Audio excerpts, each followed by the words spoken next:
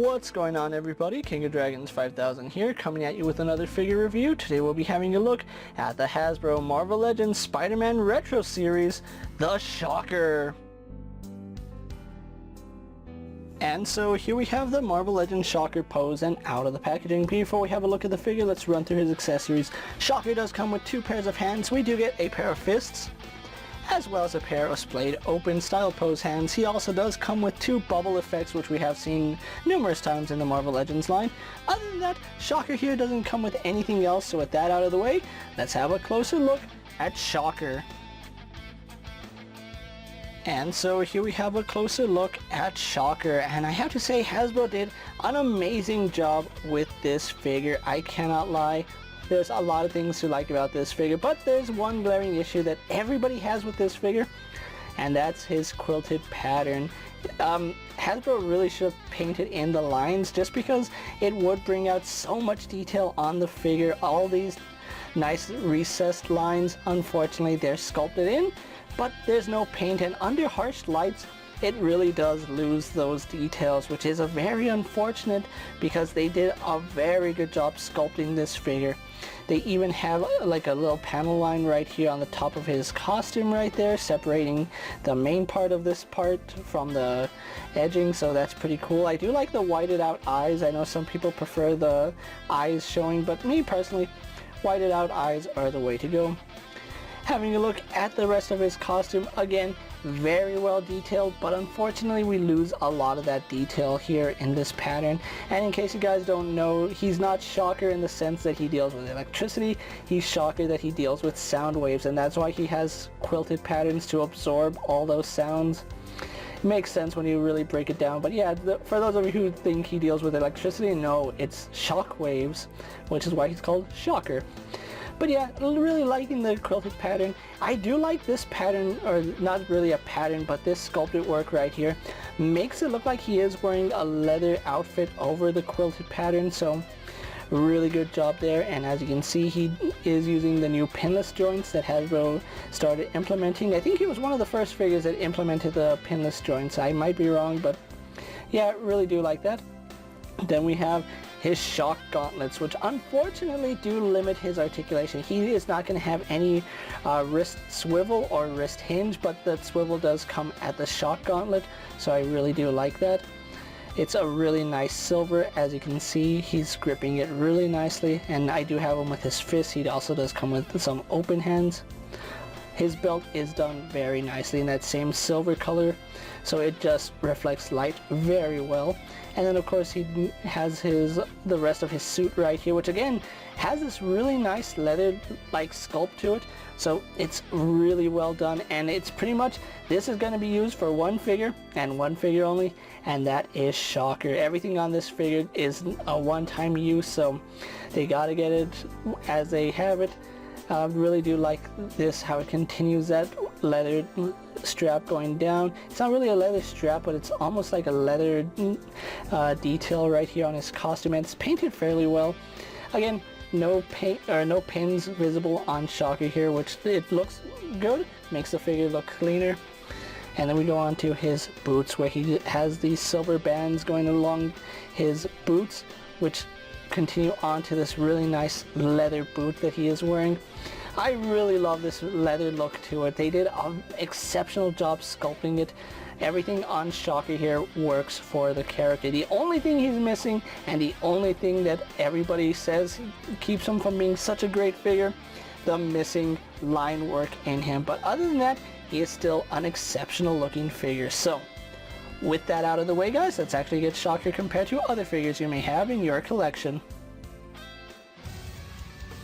Here we have Shocker posed next to a Marvel Legends Cyclops and a DC Multiverse Superman.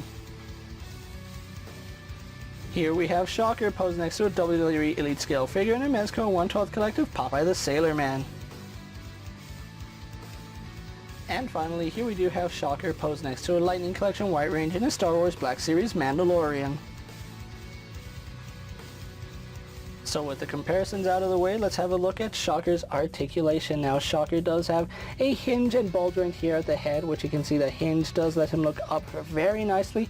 Can look down very well as well. Unfortunately not too much head pivot, but he can turn left and right, which is no problem. Arms are on ball joints that go out to the side, past horizontal. I do like that. A little bit disappointed that they didn't implement a shoulder butterfly joint on him. It would have been really easy to do it. I mean, he has a spot right here that it could have easily gone into, so missed opportunity there.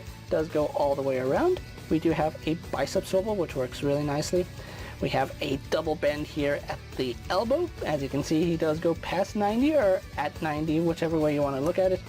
Unfortunately, he only has a swivel here at the forearm. We don't have a hinge in the wrist because of his shock gauntlet, so that's a little bit unfortunate. He does have an ab crunch, which does lean back very far. I love that. Leans forward. Ooh, very good. Shocker here is moving very nicely. He does rotate very well at the waist. Legs do kick forward all the way. Kick back to about right there. Out to the side. Could be better, but it's better than most Spider-Man figures actually. We have a swivel here at the thigh. We get a double bend at the knee. A little bit hindered by his strap right here. It does kind of hit his thigh, so if it was any thinner, he'd get better range. We do have a boot swivel underneath that strap, which is surprising. You would have expected it at that bend, but he does have a hinge which goes back and forward, and of course he has forward-facing pin for rocker ankle.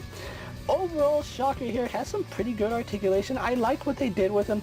It works for the character, and they really couldn't have done his shock gauntlets any other way, so yeah, I do like that. So with that out of the way, guys, let's actually get Shocker posed for my final thoughts, and then we'll wrap up this review.